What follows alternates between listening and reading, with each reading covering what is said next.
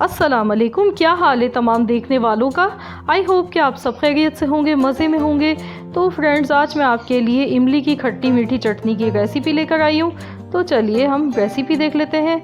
इसको बनाने के लिए 100 ग्राम मैंने इमली ली है, 1 कप मैं इसमें पानी डाल गई हूँ और मैं इसको 1 घंटे के लिए ऐसे ही भीगे रहने दूँगी। तो ये देखिए 1 घंटा हो चुका है, इमली अच्छी तरह से भीग चुकी है।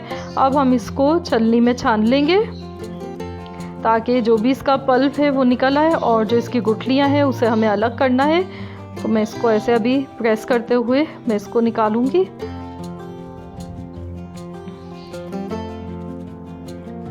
अब मैं इसमें थोड़ा सा पानी डालूंगी।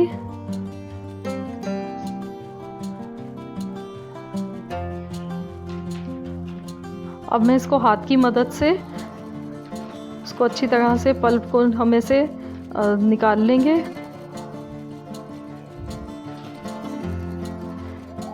देखिए इस तरीके से हमें इसको जो भी गुठलियाँ इसकी निकाल लेंगे हम अच्छी तरह से, ताकि इसका जो भी पल्प है वो आ जाए हमारे पास। अब ये जो बचा है इसमें थोड़ा सा पानी डाल के इसको साफ़ कर लेना है। तो बस ये मैंने निकाल लिया है।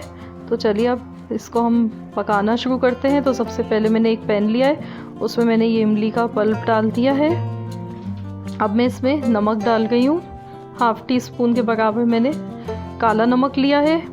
अब मैं इसमें ज़ीरा डाल गई हूँ पिसा हुआ 1/2 टीस्पून। लाल मिर्च का पाउडर है, ये भी मैंने 1/2 टीस्पून ही डाला है। अब हम इसको मिक्स कर लेते हैं। 50 ग्राम मेरे पास यहाँ पे गुड़ है, ये मैंने डाल दिया है। 100 ग्राम हमने इमली ली थी और गुड़ हमने इसमें 50 ग्राम डाला है। और अब हम इसको पकाएंगे। मैंने गुड़ को थोड़ा सा पीस लिया था ताकि आसानी से इसमें मेल्ट हो जाए। और अब मैं पिसी हुई सौंठ इसमें डाल गई हूँ, यानी कि ड्राई जिंजर हमने डाली है, ये भी हमने 1/2 टीस्पून इसमें डाली है। तो इसको पकाएंगे जब तक इसमें, ये देखिए अच्छी तरह से ही पक चुका है और गुड़ इसमें मिक्स हो चुका है अच्छी तरह से।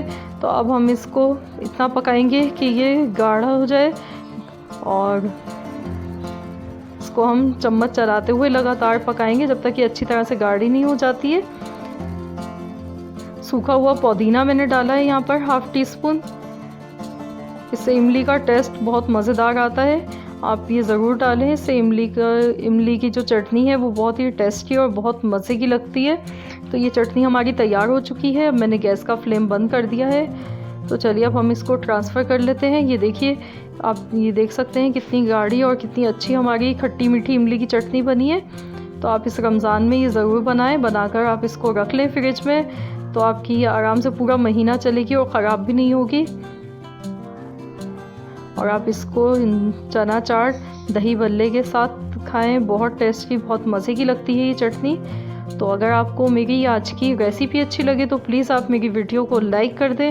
अगर आप चैनल पर नए हैं तो चैनल को सब्सक्राइब कर लें। मिलते हैं इंशाल्लाह ताला बहुत जल्द एक और नई रेसिपी के साथ। जब तक के लिए अल्लाह हाफ़िज़।